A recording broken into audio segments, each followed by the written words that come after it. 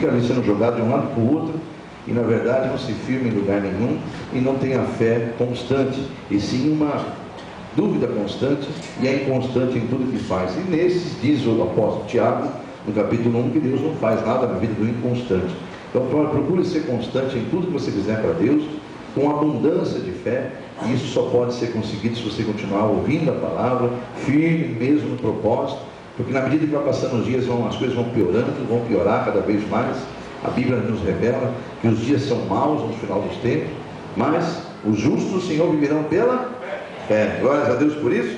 Amém, Jesus? Então vamos abrir as Escrituras Sagradas, lá no Salmo, no livro de Salmos. Especificamente vamos abrir no Salmo 37. Meu Deus, quantas e quantas vezes nós ouvimos mensagem do Salmo 37, né? Quantas e quantas vezes esse capítulo, esse versículo que eu vou ler, nós já ouvimos, pregamos, enfim. E Deus tem sempre algo tremendo para a nossa vida nele. Todos encontraram o Salmo 37? Tem muitos já sabem até de cor esse versículo que eu vou ler. Capítulo 37, versículo 5, do Salmo 37. Aleluia. Amém? Todos encontraram? Entrega o teu caminho ao Senhor, confia nele, e ele tudo fará. Algumas escrituras vão dizer, algumas traduções vão dizer, e o mais ele fará. Amém, igreja? Vamos fazer nossa oração sobre a leitura desse pequeno versículo, mas grande em proporção de revelação.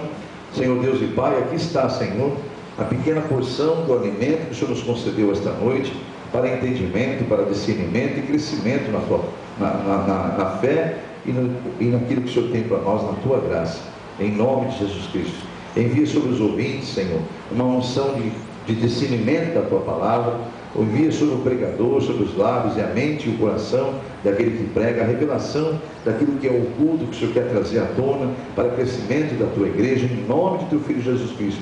Vai amarrando, Senhor, todo espírito imundo que tenta lançar seta sobre esse lugar, sobre a Tua palavra, para que possa Teu povo essa noite, ou quem estiver ouvindo pela internet, ser totalmente alimentado por Tuas mãos através da Tua palavra, em nome de Teu Filho Jesus Cristo. Amém, igreja? Graças a Deus. Então, quantas vezes nós ouvimos ministrações sobre esse versículo bíblico? Entrega teu caminho ao Senhor, confia nele, e o mais, ou ele tudo fará. Mas será que realmente nós entendemos o que nós estamos ouvindo ou lendo? Será que nós entendemos profundamente? Vamos lá. Lembremos que a palavra de Deus nos alerta que o povo de Deus justamente é levado cativo por falta de entendimento. Onde está isso na Bíblia Sagrada? Vamos ao livro de Isaías, no capítulo de número 5. Profeta Isaías, capítulo 5, mais especificamente o versículo de número 13, e a parte A só dele, que diz: vamos lembrar que Deus faz um alerta, porque não é conhecer, o povo de Deus não sofre, não é levado preso por falta de conhecimento, é levado por falta de entendimento. Então as pessoas pensam que é por falta de conhecimento. Muitas vezes você começa a fazer essa leitura em certas ministrações e fala, por falta de, alguns falam conhecimento. Não é por falta de conhecimento, falta de entendimento. Porque o inimigo às vezes não consegue te impedir de você conhecer a Deus, mas tenta fazer tudo para te impedir de você entender a Deus. Aí está a diferença. O inimigo pode, quando ele vê que não consegue impedi-lo ou impedi-la de você conhecer a Deus, ele tenta impedir de você entender a Deus. E o povo sofre e é levado cativo justamente por falta de entendimento e não conhecimento. Amém, igreja? Por isso que eu fiz a pergunta: será que ouvimos quantas vezes entrega teu caminho ao Senhor, confia nele, e o mais ele fará, ou tudo ele fará? Quantas vezes ouvimos, mas será que nós entendemos o que se diz?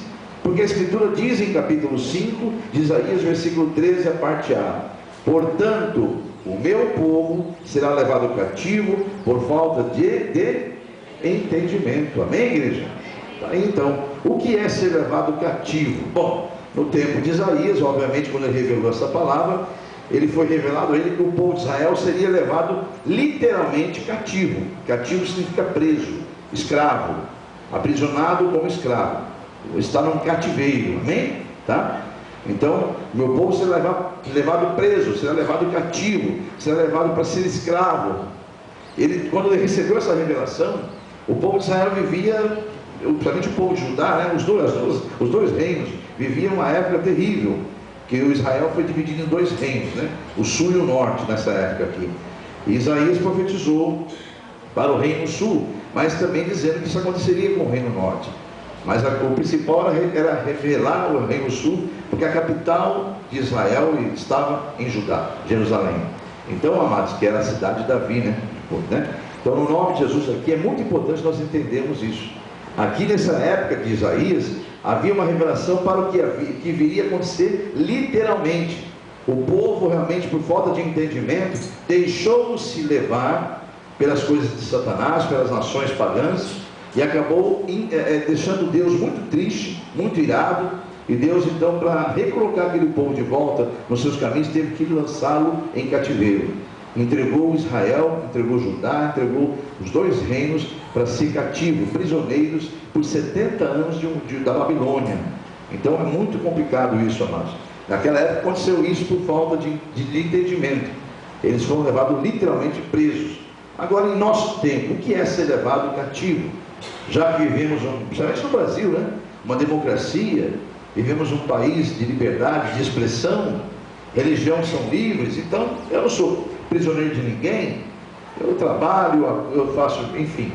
Alguém pode dizer isso, eu nunca vou ser levado preso, cativo, nesse país, na visão de Isaías. Bom, nós temos que entender que há duas visões quando se prega uma palavra. Isaías, todo o Velho Testamento, falava o que aconteceria com o povo no plano literal, no plano físico, né? Então tudo que é falado e narrado nos acontecimentos do Velho Testamento aconteceu de fato com eles em profecia, depois aconteceu com eles literalmente. Por quê? Porque eles viviam aqui na terra e estavam caminhando uma terra prometida. Porque o Novo Testamento, uma nova aliança Deus faria, porque Deus sabia que aquele povo não honraria ele como Deus, como povo escolhido de Deus. Deus, na sua onisciência e na sua sabedoria infinita, queria salvar a humanidade, não um só povo. Mas ele precisava deixar algo registrado, algo que andasse simultâneo em comparação com o que haveria de vir num plano diferente, num plano espiritual. O que o pastor está tentando dizer? Que a velha aliança, o Velho Testamento, narra fatos acontecidos com um povo só, exclusivo de Deus, Israel. Nós entramos numa nova etapa, de uma nova história, de uma nova aliança que Deus faz, e agora não mais só com um povo, mas sim, é com um povo, o novo Israel de Deus. Mas quem é esse novo Israel? Todo aquele que se diz cristão, aceita de coração Jesus Cristo como seu Senhor, e confessa isso perante os homens através do batismo, através de uma vida digna de cristão. Ele leva isso como testemunho de vida. Esse tem o seu nome escrito no livro da vida, e no plano espiritual passa a ser ele o novo Israel de Deus. Amém, igreja? Então, no mundo espiritual, o mundo espiritual, que é o mundo real, mais real do que esse aqui, porque esse aqui um dia vai acabar. Então, mais real que esse, porque é o que vai durar para a eternidade, é o espiritual. No mundo espiritual, quem faz esse gesto de fé em confessar Jesus como seu Salvador, com os lábios, crer no coração primeiro, depois confessa com os lábios, e dá testemunho disso através do batismo, por isso que a Bíblia diz: todo aquele que crê e for batizado será salvo. Então, fazendo essas etapas, todo aquele que faz essas etapas tem o seu nome escrito no livro da vida como filho de Deus, e é ele automaticamente escrito como um novo Israel de Deus. E as heranças de Israel, as bênçãos e as promessas de Israel, de chegar a uma terra nova, uma terra prometida, vai se cumprir no novo Israel de Deus. Só que as coisas que aconteciam com eles, literalmente no plano físico, conosco acontece no plano espiritual. A igreja está compreendendo? Então, toda vez que a Bíblia fala de um tempo presente que eles viveram ou iriam viver, e que a teologia narra como fatos acontecidos, por exemplo, essa situação aqui, meu povo será levado cativo, ele estava narrando uma profecia que haveria de acontecer, e aconteceu anos depois. O povo de Israel foi levado cativo. Então, existe toda uma profecia em cima disso. Aí eu tenho que entrar na visão do Novo Testamento. E na Nova Aliança, assim como nos tempos de Jesus também, ao pregar o Evangelho, ele começou a defender a missão dele, a autoridade, e alguns judeus ficaram irritados com o que ele falou, com o que acabamos de ler na abertura. E eu volto a pedir que você vá, por favor, em João 8, já na Nova Aliança, Evangelho de João, capítulo 8. Quando nós abrimos o culto, e Deus me tocou de ler 8:32, desde que fundou esse ministério, nas campanhas da libertação. Amém, igreja? Qual que é o tema aí? Conhecereis a verdade vos libertará. Mas eu quero convidar você a meditar que falou em libertação.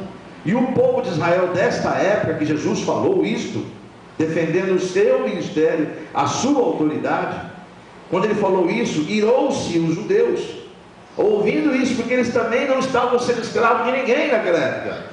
Eles conviviam debaixo de uma submissão imperial.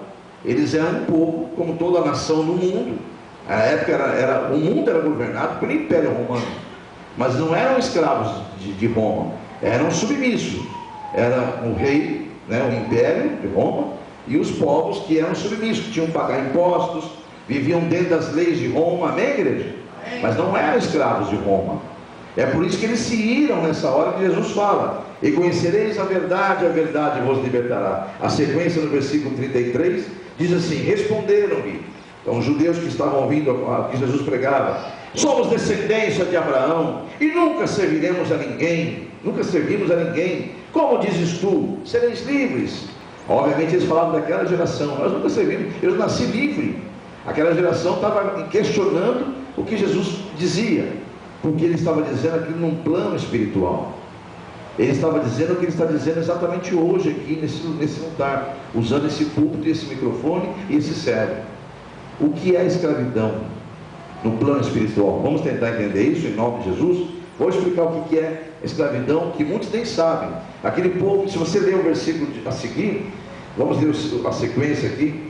O 34, Jesus responde a eles: em verdade vos digo, que todo aquele que comete pecado é servo do pecado, é escravo do pecado.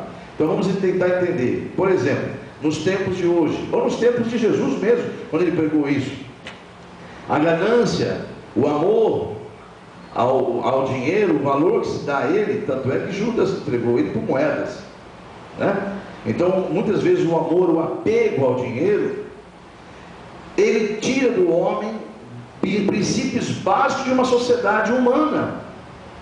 Não é muito diferente da época de hoje. Nós estamos vendo aí situações, eu vim até no carro comentando com o meu amado irmão Nelson e com a sua esposa, minha irmã Lélia, a situação que vive. Eu vivo isso constantemente, porque eu faço ação social, eu tenho que correr atrás de muitas coisas às vezes, e vejo como que o povo está abandonado num país livre e democrático como o nosso.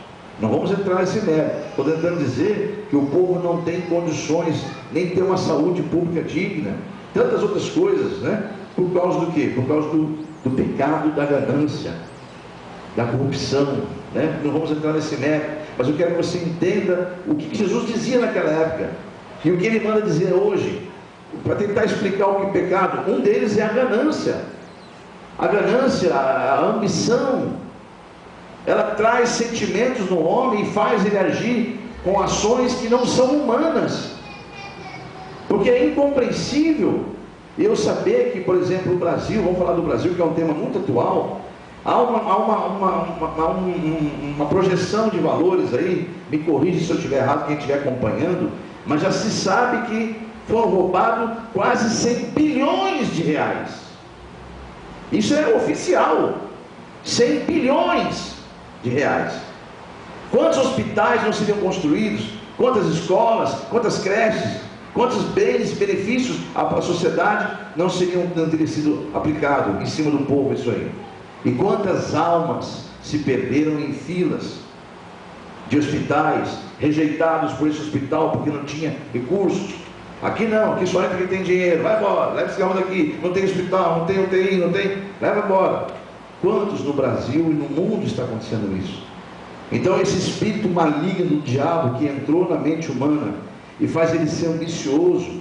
Vamos tirar fora dessa escala. Eu estou falando de um tema muito vivo que nós estamos vivendo. Nós estamos no dia 18 de março de 2016, E é um tema muito atual. Desde o dia 13 nós estamos vivendo aí, 14, vivendo uma situação muito constrangedora, politicamente falando, nesse país. Não vamos entrar nesse mérito. Aqui a pregação hoje é sobre o pecado. Mas esses jovens estão pecando ou não estão pecando?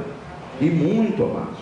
E muitos morreram, muitas almas deixaram de estar hoje em nosso meio por falta de recursos.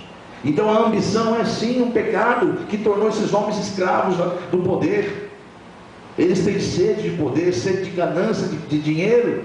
E vamos tirar fora dessa esfera política e vamos entrar na esfera nossa mesmo, nosso meio. Quantas negociatas você já foi convidado a fazer no seu trabalho? Quantas negociatas? Quantas ações indecentes você foi convidado a fazer para defender o seu dinheiro, o seu suor? O Espírito Santo está mandando perguntar isso. Responda para você mesmo. Quantas situações que o inimigo colocou você para você se tornar escravo dele? Desse pecado que é a ambição, a ganância, o apego ao dinheiro, passando por cima de princípios e da palavra de Deus. Amém ou não amém? Então é isso que eu quero dizer em espírito. Aquele que peca é sim escravo, está escravo do pecado. Vamos sair dessa esfera financeira, vamos partir para a esfera dos vícios. Nós temos 2 vícios aqui no mundo que são legalizados em muitos países, e o nosso país infelizmente é legalizado, que é o álcool e o fumo, que até um período passava mídia, ainda existe a mídia televisiva incentivando as pessoas a consumirem, aí passa bem rapidamente uma coisa, se diverte, né? Parece que você não entende. Então o que eu quero dizer com isso, que isso é ligado obviamente à ganância por dinheiro, mas aquele que se deixa viciar, aquele que se deixa, e vício infelizmente é um mal, é um espírito do diabo que vai matar mesmo, e não é religiosamente falando não, a ciência humana, inclusive coloca no maço cigarro por lei, mostra fotos e situações terríveis, que vai matar, é um autossuicídio, o vício do fumo, que é um vício, é uma droga legalizada. O álcool, a ciência declara que pode ser 0,5%. Se você estudar, você vai descobrir que a tal da cerveja tem 7% de álcool naquela garrafa. Mas a ciência passa a ter 0,5%. 0,5%. Se 0,5% entrar no cérebro de álcool, ele corrói os neurônios. E é uma coisa lenta, que vai matando aos pouquinhos. Por isso você vê o alcoólatra com uma expressão de bobo, de retardado mental no fim da sua vida. Porque os neurônios foram destruídos. A ciência diz isso.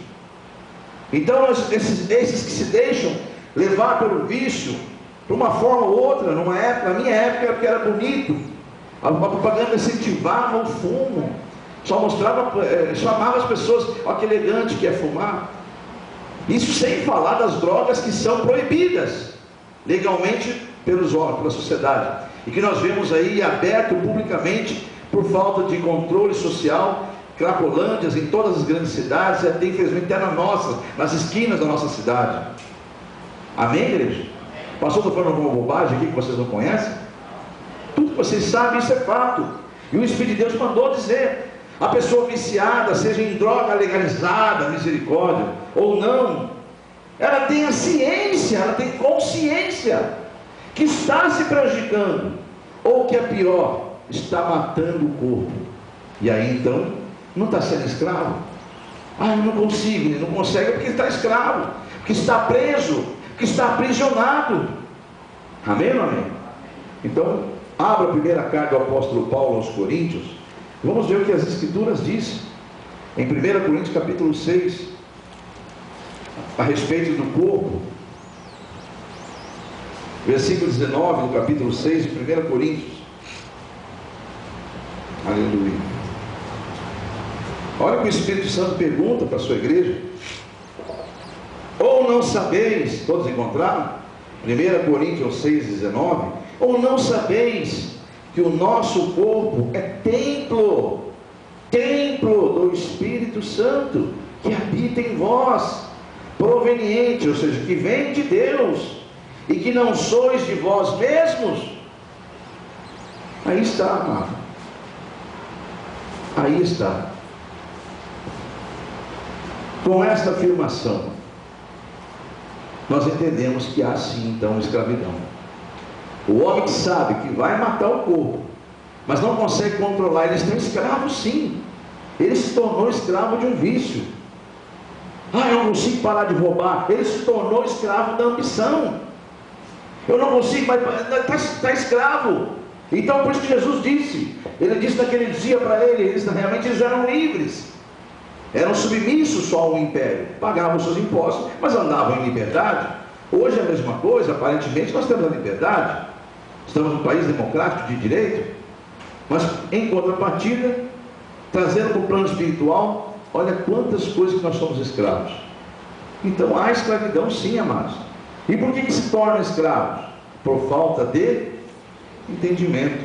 Porque a hora que eu entender, peraí, eu estou matando o templo do Espírito Santo, eu estou destruindo algo sagrado de Deus, meu Deus, eu vou prestar conta disso. Vai prestar conta. Então eu ganho entendimento agora. Epa, alto lá, eu não estou conseguindo ainda, mas eu vou pedir ajuda. Bom, você tem conhecimento então. Na hora da angústia, clame a mim e eu te socorrerei. Pedro não conseguia se livrar do vento que o afundou e do mar que o mataria. Um pescador gritou em desespero: Senhor, socorre-me. Jesus estende as mãos, naquela passagem que ele anda sobre o mar. Senhor, se és tu mesmo que está andando sobre o mar, faça com que eu vou até o Senhor. Venha, Pedro. Pedro desce do barco e vai, cheio de razão, olhando para Jesus, ele vai. Mas quando ele repara na força do vento, ele se assusta e afunda, e começa a gritar. Nenhum pescador profissional consegue sobreviver em alto mar. Aí ele grita, aí Jesus vai, estende as mãos e puxa ele e fala, e leva para o barco. Ei, homem de pequena fé. Então Deus está dizendo essa noite, se você não está conseguindo, porque reparou alguma coisa e afundou e caiu, grita a mim. Se você conhece a minha palavra, se você conhece, você tem entendimento, que basta gritar a mim, você tem um fôlego, eu te amo. Se você não tivesse mais com fôlego, nós vamos só nos ver no dia do juízo final. Mas você estando com fôlego dentro de um corpo, é que eu te amo, eu tenho um plano na tua vida, diz o Senhor. Amém ou não amém? Se isso não fosse, eu tinha tirado teu fôlego, por tempo que eu quero você aqui em repouso, ou por tempo mesmo determinado, e que eu dei ódio para o inimigo tocar em você. Pode levar. No dia do juízo vai ter que se prostrar. Não quer aceitar a minha palavra? No juízo vai ter que se dobrar e confessar que eu sou Senhor. Porque isso vai acontecer. É o que você vê com as pessoas que brincam, escarnecem das coisas de Deus. O diabo fala, tá vendo, Senhor? Ele não é assim, não é nada do Senhor não. Ele só diz da boca para fora que é teu, ou tua. Na verdade, olha as atitudes dela. É isso aí que o senhor está vendo. Dá na minha mão, você vê. Dá para mim. Chega uma hora que chegou o tempo, Deus vai segurando, não. E começa a movimentar, o Espírito Santo chora, geme dentro de você, para te convencer do pecado, amém? E da justiça. Aí você não escuta, tapa os ouvidos, foge, não quer saber. Aí chega uma hora que chegou o teu tempo, e daí? O fôlego foi embora. Vai ter que se dobrar o joelho, aquele dia vai ter que dobrar o joelho na minha frente, diz o Senhor. E vai ter que confessar que eu sou Senhor, sim. Amém, igreja? A Bíblia fala isso. Todo joelho se dobrará e toda língua confessará que Ele é Senhor. Amém, igreja? Então é isso aí, amado. Por que Deus nos alerta tanto a importância de buscar o entendimento? Que não basta conhecer, tem que entender. Porque o meu povo ele sofre justamente por falta de entendimento, é levado cativo, são levados aprisionados. Então você que é mãe de um filho viciado, ora para o teu filho, mulher, não desista dele não. Você tem um marido que insiste ainda em fazer a bebida maior do que o teu Deus, não aceite isso não. Pega e põe as mãos sobre ele à noite, dá uma peça de roupa dele, dá uma foto dele, faz uma campanha por ele, bebe a água da vida por ele, ou por ela. Não entrega seu marido, não entrega seu filho, não entrega tua família nas mãos de Satanás, não. Você é a coluna do Evangelho na tua família. Ele te ergueu e te fez forte. Amém? Amém? Quantos aceitam isso? Digam amém? Amém. Mas tem muitos que estão falando, estou cansado, Senhor, não aguento mais. Não aguento o quê? Eu te dei fôlego, eu te dei força, eu te dei um espírito de ousadia. Como é que você não aguenta? Você está ouvindo a voz do diabo dizendo que você é fraco, mas você não é fraco nem fraca. Amém, igreja? Então tem que ter entendimento, amados. Não legalize uma situação que o inimigo quer, legalize. Olha, amados, eu não sou hipócrita dizer que eu não tenho lutas. Eu tenho, amados. Meu Deus, tenho muitas lutas. Tenho aflições como vocês. Óbvio que nós temos. Sou ser humano igualzinho vocês. Mas, amados, nunca deixe o inimigo saber que você está abatido. Não dê ao diabo a oportunidade de atacar a tua vida. Confunda ele. A estratégia é confundir o inimigo. Amém, igreja? Se não está dando em oração, vai para o jejum, vai para o louvor, vai para a campanha, vai para o joelho. Mas não entregue nas mãos do inimigo a sua vida e a vida da tua família, em nome de Jesus. Confesse a palavra de Deus. Confesse a palavra, que Deus te garante a vitória. Amém, igreja? Eis aí porque que Deus manda um alerta: buscarmos o entendimento. Só que, amados, há um detalhe. Diga para o irmão do seu lado: não há entendimento sem sabedoria. Olha aí, amados, não há entendimento sem sabedoria. O entendimento é o final, o início é a sabedoria. Não há como ser entendido de uma coisa se não houver sabedoria. E qual é o princípio da sabedoria? Olha, alguém sabe aí, ó. O que é o princípio da sabedoria? Salmo 111, 10.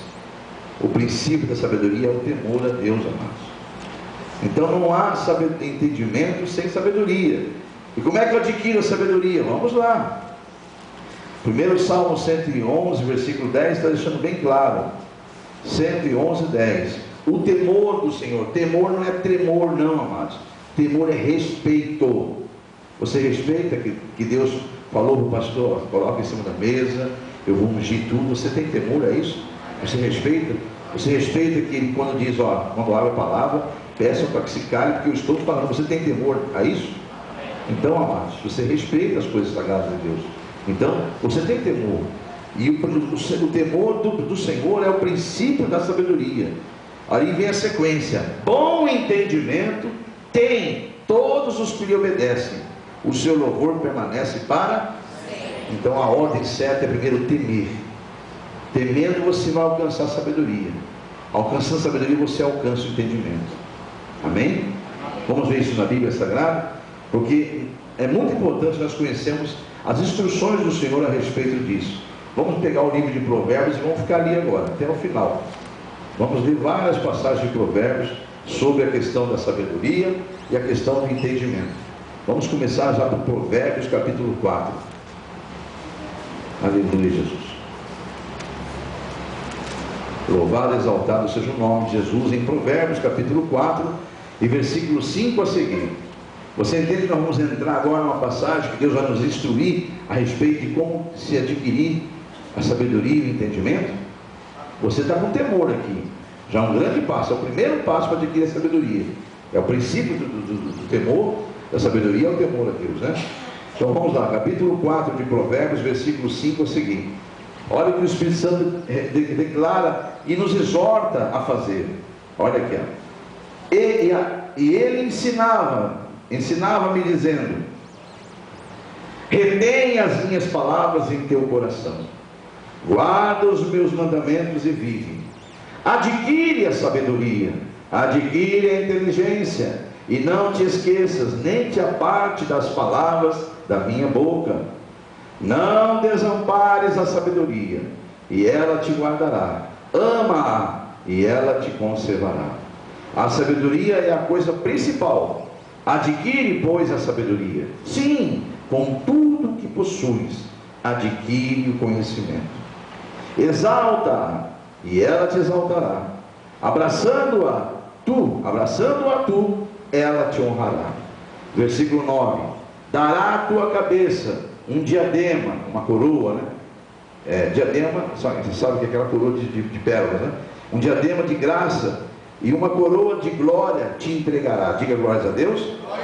Ouve, filho meu, aceita as minhas palavras, e se te multiplicarão os anos de vida. Diga glórias a Deus.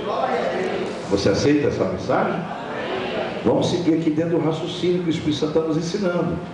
Então vamos ao Provérbios capítulo de número 10 agora. Provérbios 10, versículo de número 13. Aleluia. Nos lábios do sábio se acha a sabedoria, mas a vara é para as costas do falto de entendimento. Olha aí, ó. Quem não tem entendimento na Bíblia é tolo, viu, amados? E a vara, por isso que o diabo vai diante de Deus e fala: Senhor, não é Deus que castiga, não. Ele vai para: Senhor, me dá aquela alma para mim, é minha, deixa nas minhas mãos. E ele só está nesse mundo matar, roubar, destruir. Então Deus firmou e falou assim: vá, mas não toque na alma. Aí é por isso que você vê um monte de gente sofrendo nas mãos do diabo, apanhando nesse mundo, levando coisas para tudo quanto é lado. Por quê? Porque não teve o temor de Deus. Entrou numa situação terrível porque não ouviu a voz de Deus.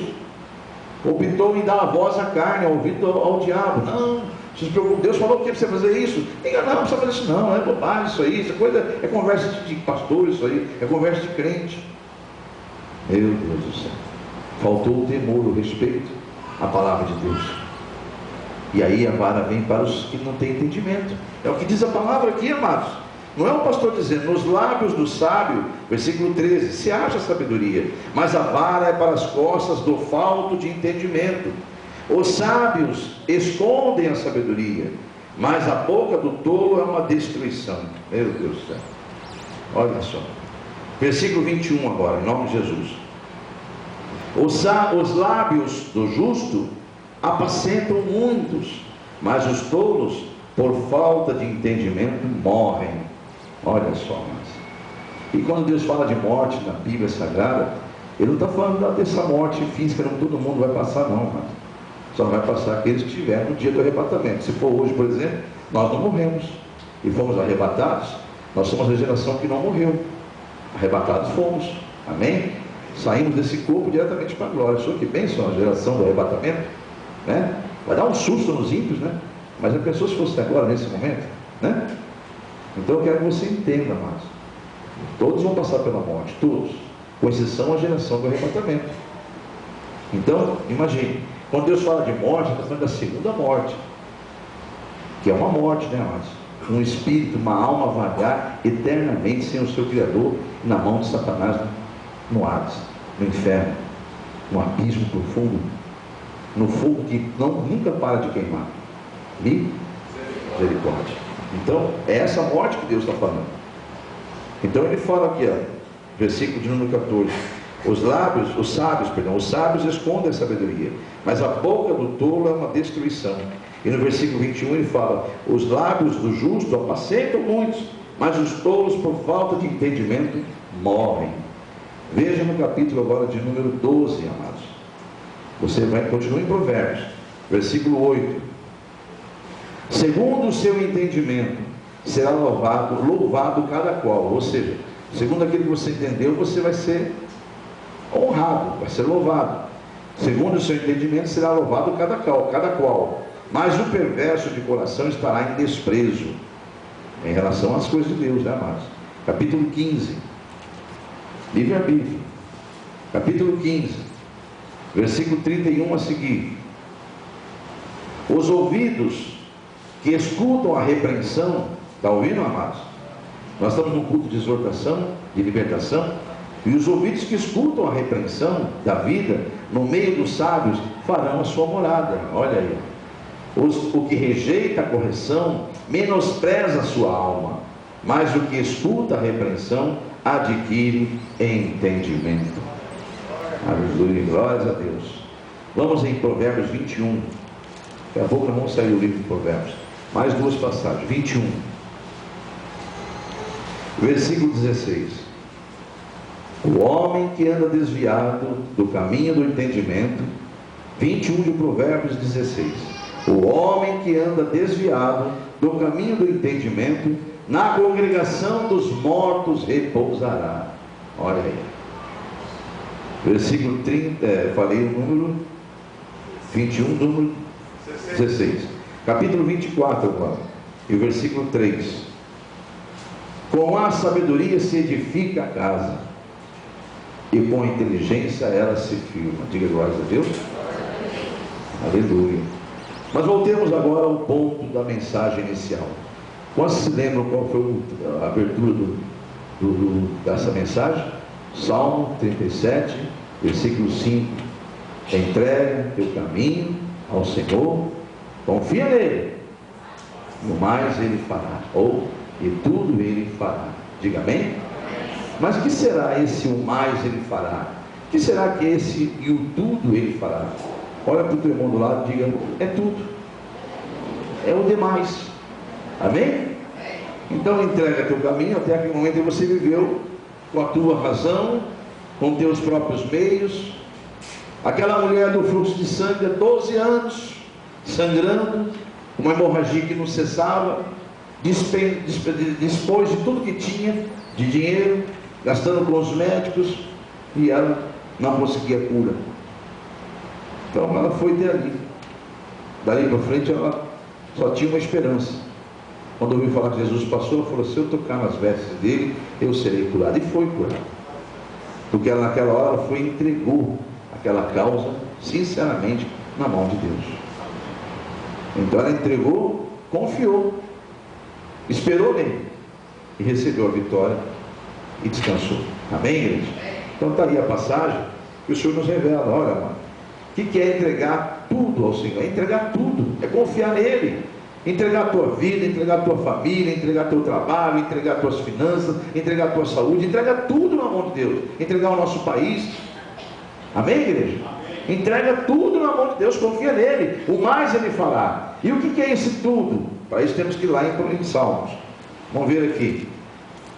Em um versículo Deus vai nos dizer o que é esse tudo.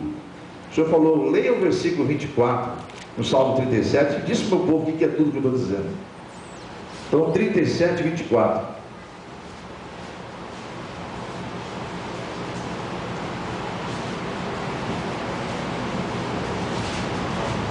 Não, no 24 não. Primeiro você lê para mim o versículo de número 6.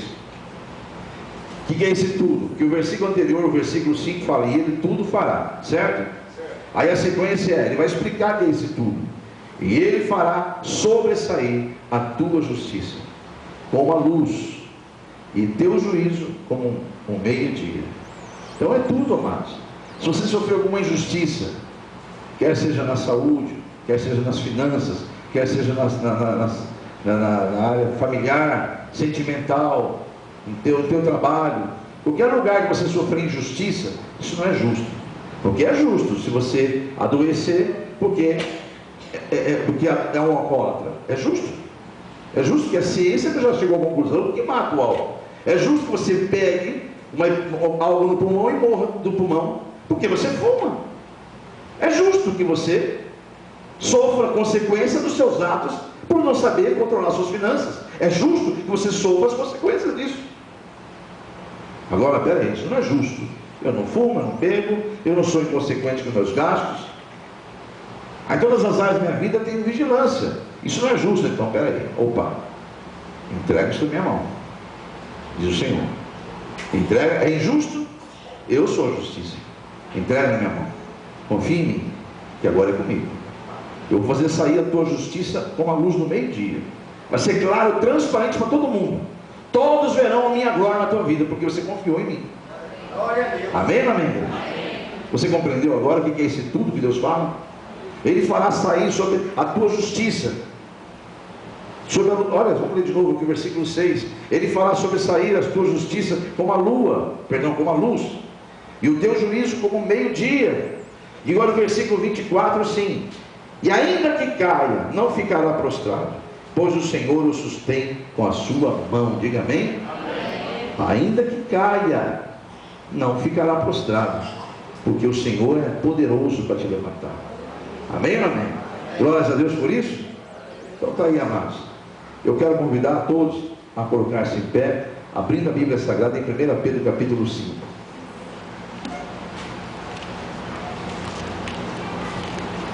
Porque Deus falou essa noite com você, falou, não falou, não falou? Para você entregar tudo na mão dele. Entrega a tua vida, entrega teu caminho ao Senhor, confia nele, e o mais, e o tudo ele fará. E agora 1 Pedro capítulo 5, Deus nos dá o último conselho nessa mensagem, e o conselho dele é: humilhai-vos. Versículo 6: humilhai-vos pois debaixo da potente mão de Deus. Quem é que mesmo caído pode se levantar com as suas mãos? O Senhor. Lembra que ele falou agora há pouco? Mesmo que caia, eu o sustento com as minhas mãos, eu levanto. Então humilhe-se, pois debaixo da potente mão de Deus, para que a seu tempo vos exalte, lançando sobre ele toda a vossa ansiedade, porque ele tem cuidado de vós. Glória a Deus. A sequência é: porém sede sóbrios, vigiai, porque o diabo, vosso adversário, anda em derredor, bramando como leão, buscando a quem tragar, ao qual resiste firmes na fé, sabendo que as mesmas aflições se cumprem entre vossos irmãos no mundo. Mas Deus diz mais uma vez: não ande ansioso por nada neste mundo, porque eu tenho cuidado de vocês. Amém, igreja? Se nós buscarmos o reino de Deus, a justiça dele, em primeiro lugar, tudo aquilo que nós necessitamos, ele nos garante que vai nos acrescentar. Então, para a glória de Deus, fica aí guardado no teu coração o tema desta mensagem. Que Deus firme no seu coração essa mensagem, e você vai falar para o irmão do lado qual que é o tema dessa noite. Diga para ele: Deus tem cuidado de nós. Deus tem cuidado de nós. Aplauda o Senhor Jesus. Aleluia. Entrega teu caminho ao Senhor, confia nele, e tudo ele fará, tudo ele fará. Confia no Senhor, igreja. Senhor Deus e Pai, estão seus filhos, que essa noite vieram trazidos por tuas mãos, para ouvir uma palavra, Senhor, revelada pelo teu Espírito Santo, em momentos tão difíceis que essa vida nos leva, porque esse mundo já não é maligno, e então o Senhor é o único que pode, Senhor, despertar um povo para andar segundo a tua presença. Desperta esse povo essa noite, Senhor, em nome de teu Filho Jesus Cristo. Lança teu olhar de fogo e consome na área da vida de todos eles, inclusive na minha, tudo aquilo que dá desagrado ao Senhor, tudo aquilo que entristece teu Espírito Santo. Lava-nos, Senhor, redime nossas vidas na tua presença, lava-nos com teu sangue precioso, em nome de teu Filho Jesus Cristo. Nós pedimos essa graça, que o sangue de Jesus esteja sobre nós, a tua palavra nos lava, nos redime, nos coloca diante da tua presença, que caia por terra todo espírito do diabo, e nós sabemos que podemos confiar no Senhor, porque o Senhor está na internet aqui agora. Amado irmão em Cristo, você que nos encontrou no blog da igreja e ouviu a mensagem e pegou a explicação da campanha e pensou consigo, lamentou de não estar aqui para começar uma campanha dessa, porque teu coração queimou, você sentiu que poderia estar fazendo uma campanha dessa se morasse aqui em Londrina. Você deve ter visto pelo blog, a igreja de Londrina, no Paraná, né? E lamentou por isso. Não lamente não, porque hoje essa ferramenta que Deus permitiu o homem ter, ela tem acesso mundialmente. Então onde você estiver, você pode, sim, não morando aqui no Japão, qualquer lugar. Chegou esse blog até você porque Deus tem um plano. Chegou essa mensagem e sentiu de Deus, você vai fazer o seguinte: você pode fazer a campanha. Entre em contato comigo que eu vou te orientar. Como é que você faz? Entre agora nesse e-mail que está passando, é meu e-mail pessoal. Eu vou responder a você. Nós podemos ali conversar, eu posso te aconselhar, fazer o que você sentir no coração de fazer com o nome de Deus, tá bom? Então eu vou estar ali pronto para te atender. Mas a respeito da campanha eu vou te orientar e vou te enviar, inclusive no anexo, uma folha no anexo, para que você imprima quantas você quiser fazer a campanha. Você pode fazer quantas campanhas você quiser, porque a matriz vai estar no seu próprio computador, tá bom? Então você pode sim fazer a campanha aonde você estiver, em nome de Jesus. É só entrar no meu e-mail que eu faço questão de responder para você em nome de Jesus. Amém? Quem aqui na igreja vai começar hoje, essa noite, coloque-se em pé. Já deu tempo dos diáconos passarem, né? Então agora você já pegou a campanha. Mesmo que você não preencheu, você vai orar por ela no nome de Jesus. Coloque-se em pé, em nome do Senhor Jesus Cristo. E assim também na internet, se você quer iniciar uma campanha, já está com a folha na mão de uma outra situação, né? Ou quer começar hoje já, coloque-se em pé e vamos falar com Deus a respeito da tua causa. Enquanto eu oro, você fala com Deus o que você vai fazer agora nessa campanha. Qual é o propósito que você entra nela? Fale com Deus agora, enquanto o pastor fala no microfone em oração.